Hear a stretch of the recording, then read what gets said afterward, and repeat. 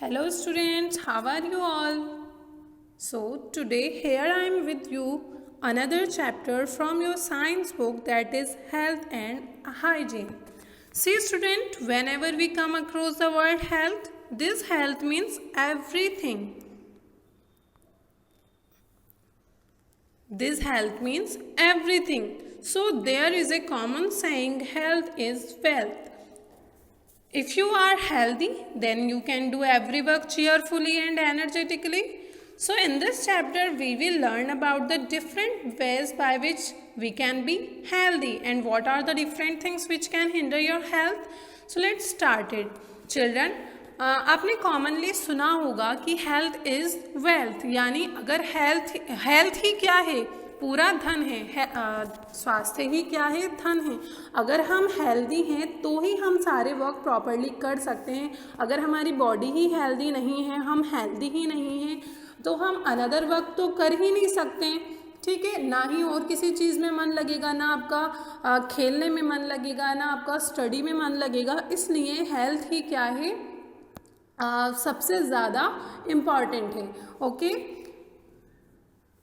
so what does the term health means? Health is a state of physical, mental and social well-being in which disease and infirmity are absent. Health क्या होता है कि हम physically भी fit हो। Health का क्या मतलब है कि हम फिजिकली भी फिट हों, मेंटली भी फिट हों और हम सोशली भी फिट हों, ठीक है। यही क्या है, हेल्थ है। And what does the meaning of hygiene?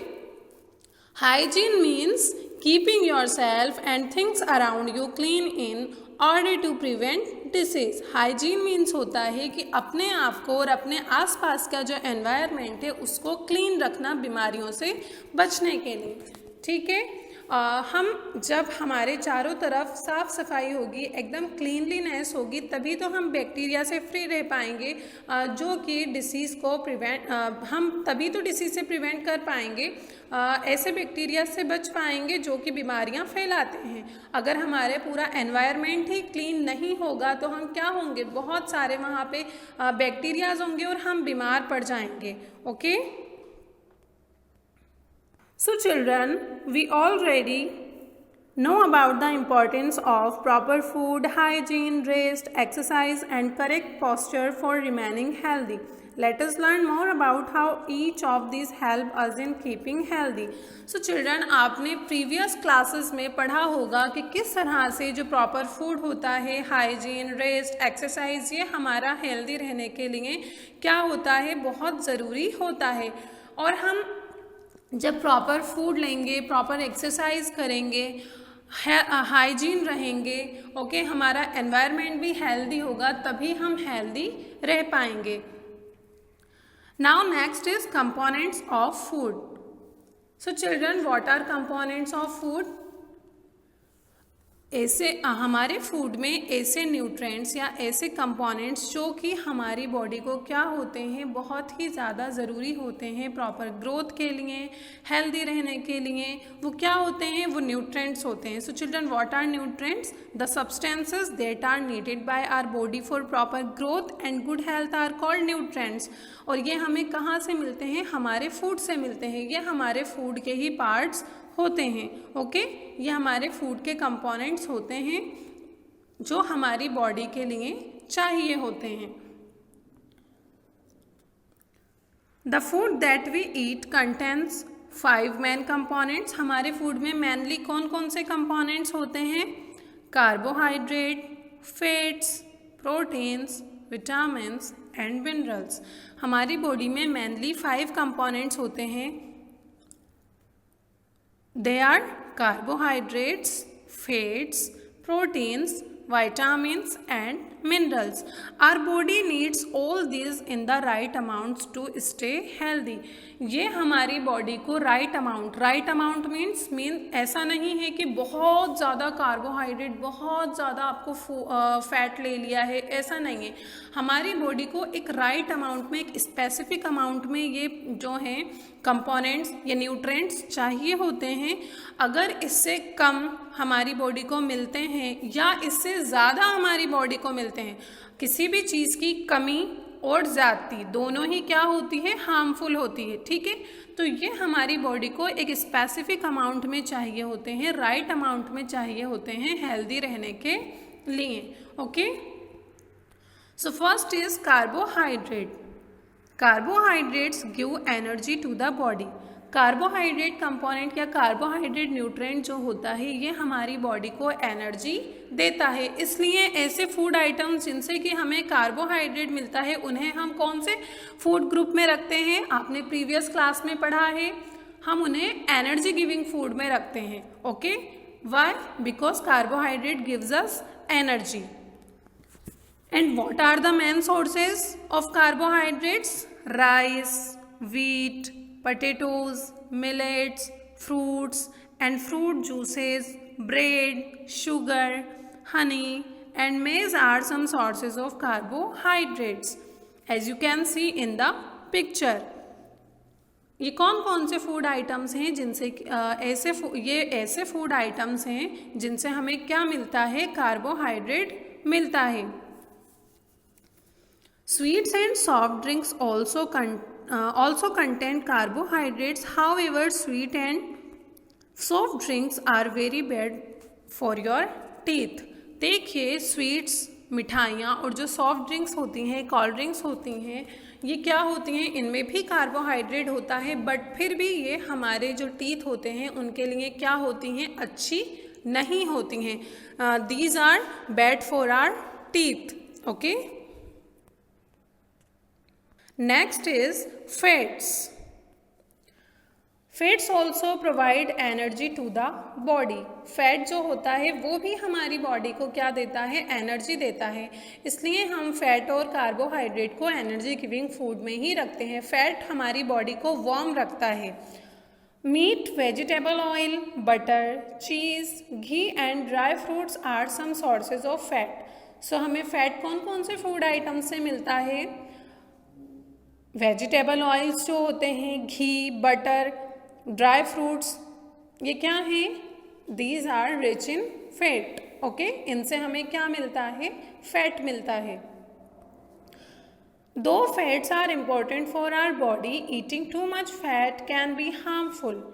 हालांकि हमारी बॉडी के लिए जो फैट होता है वो बहुत इम्पॉर्टेंट होता है, बट फिर भी अगर हम बहुत ज़्यादा क्वांटिटी में अगर हमारी बॉडी में फैट जा रहा है, ठीक है, तो क्या होता है, ये हमारी बॉडी में जमा होने लगता है और इससे क्या होता है, eating too many fatty foods can lead to a condition called obesity. और हमारी बॉडी में क्या होने लगता है, जब फैट जमा होने लगता है तो हमारी बॉडी में कौन सी कंडीशन बनने लग जाती है? मोटापे की कंडीशन बनने लग जाती है। ठीक है, मीन्स ज़्यादा फैट लेने से हमारी बॉडी में वो क्या होगा, उसकी लेयर जमा होने लगती है और इससे मोटापा बढ़ता है। और ओबेसिटी से क्या होता है, मीन्स ओबेसिटी मीन्स मोटापा। Obesity can cause many diseases, और ओबेसिटी की वजह से बहुत सारी बीमारियां हो सकती हैं, like heart disease, blood pressure problem. Okay, so इसलिए जो फैट होता है वो हमारी बॉडी को चाहिए होता है, बट अगर आपने कभी कोई, मान लीजिए आपने बहुत ज़्यादा ऑयली फूड ले लिया या आप कुछ ज़्यादा क्वांटिटी में फैट वाले फूड ले रहे हैं, तो आपको उतना ही एक्सरसाइज करना चाहिए, उतना ही बॉडी को क्या करना चाहिए, वर्कआउट देना चाहिए, जिससे कि क्या हो कि जो फैट है वो जमा ना हो और आपको ओबेसिटी की प्रॉब्लम ना हो। Next is proteins. Our body needs protein for growth and for repairing worn out body parts. Eggs, meat, milk, cheese, pulses and soybean are some foods that are rich in proteins. So children, protein जो है वो हमारी body के लिए बहुत important component होता है। Why? Because protein helps in building muscles and helps in growth of the body, and protein needs for repair of muscles and tissues. So children, protein जो होता है वो हमारे मसल्स को बिल्डअप करने के लिए, हमारे जो टिश्यूज़ होते हैं उनको बिल्डअप करने के लिए, उनको रिपेयर करने के लिए प्रोटीन की नीड होती है। और प्रोटीन हमारी जो बॉडी होती है उसकी ग्रोथ के लिए भी बहुत इम्पॉर्टेंट होता है। और प्रोटीन के सोर्सेज कौन कौन से हैं? प्रोटीन हमें किससे मिलता है? प्रोटीन हमें मिलता है fish, meat, chicken, milk, egg, nuts. इनसे हमें क्या मिलता है? इनसे हमें प्रोटीन मिलता है। Okay, next is vitamins. Vitamins are needed in small amounts by our body to function properly. About 13 vitamins of different types are needed by our body. Vitamins are mostly found in fruits, green leafy vegetables, eggs and fish. Vitamin जो होते हैं वो हमारी body को small amount में चाहिए होते हैं, यानी इतनी ज़्यादा क्वांटिटी में हमारी बॉडी को विटामिन नहीं चाहिए होते हैं। लेकिन जितनी क्वांटिटी में हमारी बॉडी को विटामिन की नीड है, अगर उससे भी कम क्वांटिटी में विटामिन हम लेते हैं, हमारी बॉडी में उसकी कमी होती है, तो बहुत सारी डिसीज़ जो हैं वो हो सकती हैं।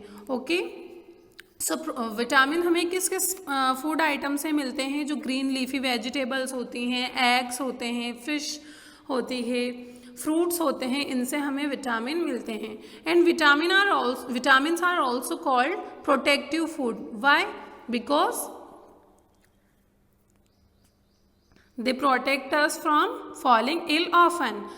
विटामिन और मिनरल्स को हम प्रोटेक्टिव फूड के ग्रुप में भी रखते हैं। ओके, मीन्स विटामिन और मिनरल को कौन से फूड ग्रुप में रखा जाता है?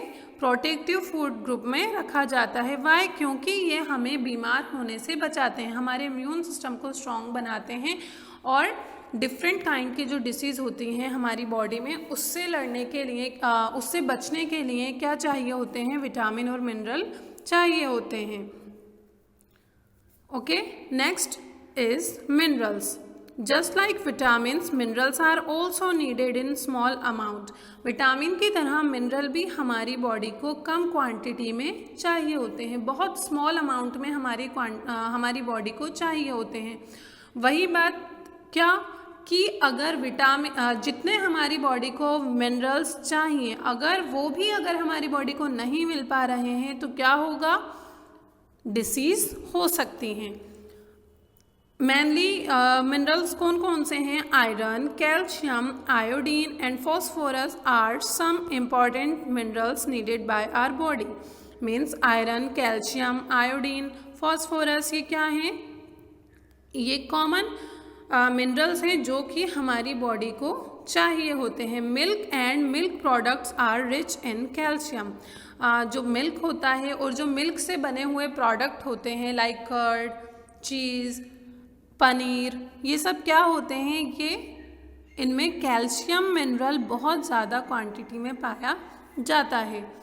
Calcium helps to keep our bones and teeth strong. Calcium जो होता है वो हमारी हड्डियों को और हमारे जो दांत होते हैं उनको स्ट्रॉन्ग बनाता है, और इनके फॉर्मेशन के लिए भी बहुत नीड होती है। Spinach, beetroot and jaggery give us iron.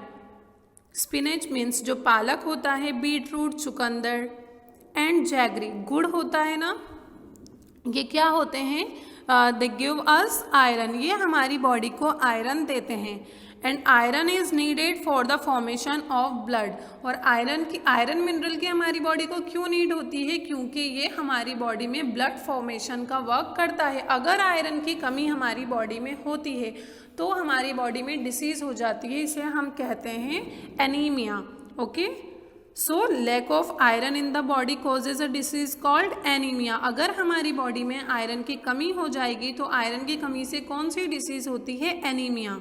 Okay, means खून की कमी हो जाती है। Why? Because iron is needed for the formation of blood. क्योंकि आयरन हमारी बॉडी को क्यों चाहिए? क्यों आयरन की नीड है? ब्लड के फॉर्मेशन के लिए, ब्लड बनाने के लिए। So eating foods rich in iron over time help to cure anaemia. अगर हम टाइम पर क्या करते हैं, यानी ऐसे फूड आइटम्स लेते हैं लाइक बीटरूट, जैगरी, स्पिनेच, अगर हम ये टाइम टू टाइम लेते हैं तो क्या होता है कि हम एनीमिया से बच सकते हैं। Okay, next is water and roughage. So children, our body also needs the right amount of water and roughage. जिस तरह की अदर न्यूट्रिएंट्स हमारी बॉडी को चाहिए होते हैं, इसी तरह से वाटर और रफेज भी हमारी बॉडी के लिए क्या है, बहुत इंपॉर्टेंट होते हैं। The part of the food that can not be digested is called roughage. Roughage क्या होता है, फाइब्रस जो फूड होते हैं, मीन्स ऐसे फूड पार्ट जो कि हमारी बॉडी में डाइजेस्ट नहीं होते हैं, वो क्या होते हैं, रफेज होते हैं। Roughage forms the bulk of our diet and help to pass stool easily. Green leafy vegetables, fruits and whole wheat are good sources of roughage. देखिए चिल्ड्रन, जो रफेज होते हैं यानी कि ऐसे फूड पार्ट्स होते हैं जो कि हमारी बॉडी में डाइजेस्टेड नहीं होती हैं, बट ये जो हमारा फूड होता है उसको डाइजेस्ट करने के लिए बहुत इम्पॉर्टेंट होते हैं। मीन्स ऐसे फूड पार्ट जो कि हमारी बॉडी में खुद तो डाइजेस्ट नहीं होते हैं, बट ये हमारा जो फूड होता है उसको डाइजेस्ट करने के लिए और क्या करने के लिए, हमारी बॉडी में उस फूड के मूवमेंट के लिए बहुत इम्पॉर्टेंट होते हैं। So children, roughage helps to remove waste out of our body. Roughage किस चीज़ में हेल्प करता है, हमारा जो वेस्ट होता है हमारी बॉडी में उसको इजीली पास करने के लिए रफेज इम्पॉर्टेंट होते हैं और ये हमें कॉन्स्टिपेशन की शिकायत से भी बचाते हैं। ओके, सो रफेज हमारे लिए बहुत इम्पॉर्टेंट होते हैं। It helps in the movement of food through the body. It also helps to remove waste out of our body, यानी हमारी बॉडी से वेस्ट को निकालने के लिए रफेज बहुत इम्पॉर्टेंट होता है।